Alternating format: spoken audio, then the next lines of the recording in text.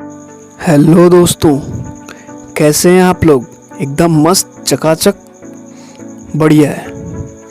दोस्तों, सुबह के 6:30 बजे का वक्त हो चुका है और आपको भी पता है कि ये वक्त हमारी कहानी सुनने का है। इस वक्त हमारी कहानी आपके समक्ष प्रस्तुत हुआ करती है और उसी कड़ी में हम आपके सामने अपनी कहानी लेकर के आ चुके हैं। सो देर किस बात की, शुरू करते हैं अपनी कहानी और देखते हैं कि क्या चीज़ें हैं यहाँ पे, जो चीज़ें हम सुनने वाले हैं। कहानी बहुत ही ज़बरदस्त है। सो शुरू करते हैं। शुरू करने से पहले आप सभी को अमित सिंह ARS यानी मेरी तरफ से सुबह की सुप्रभात, गुड मॉर्निंग, नमस्कार, आदाब, सत श्री अकाल, प्रणाम।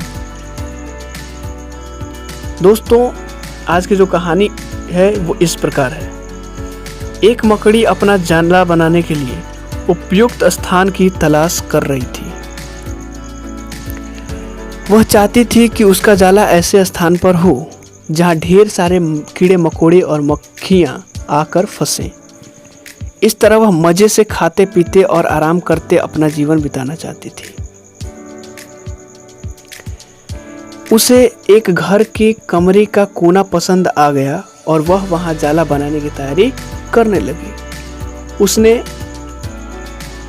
जाला बुनना शुरू ही किया था कि वहां से गुजर रही एक बिल्ली ने उसे देख लिया और जोर जोर से हंसने लगी। मकड़ी ने जब उस बिल्ली से उसके हंसने का कारण पूछा तो उस बिल्ली ने कहा, मैं तुम्हारी बेवकूफ़ी पर हंस रही हूँ। तुम्हें दिखाई नहीं पड़ता कि ये साफ सुथरा कितना स्थान है। यहाँ ना कीड़े हैं, ना कोई मकोड़े हैं, ना ही मक्खियाँ हैं। तुम्हारे जाले में जो इतने साफ सुथरे जगह पे बना रही हो, इसमें कौन फंसेगा। बिल्ली की बात सुनकर मकड़ी ने कमरे के उस कोने में जाला बनाने का विचार त्याग दिया और दूसरे स्थान की तलाश करने लगी। उसने घर के बरामदे से लगी एक खिड़की देखी और वह वहां जाला बुनने लगी। उसने आधा जाला बुनकर तैयार कर लिया था, तभी एक चिड़िया वहां आई और उसका मजाक उड़ाने लगी। अरे, तुम्हारा दिमाग खराब हो गया क्या, जो इस खिड़की पर जाला बुन रही है। जरा सोचो कि अगर तेज हवा आएगी तो तुम्हारा जाला उड़ाकर ले कर चली जाएगी। मकड़ी को चिड़िया की बात सही लगी।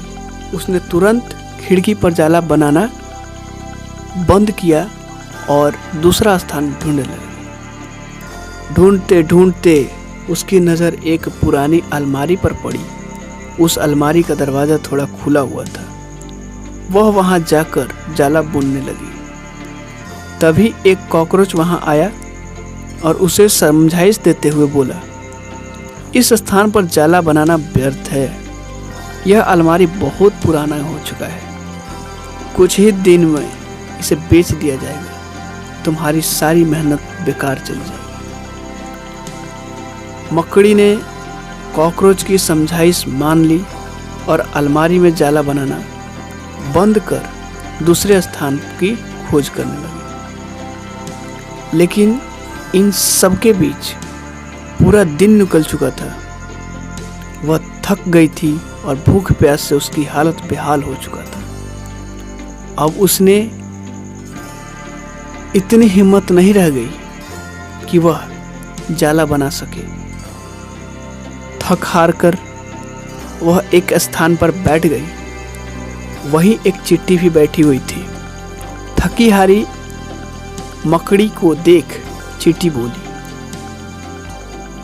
मैं तुम्हारी क्रियाकलाप को और तुम्हें सुबह से देख रही हूं।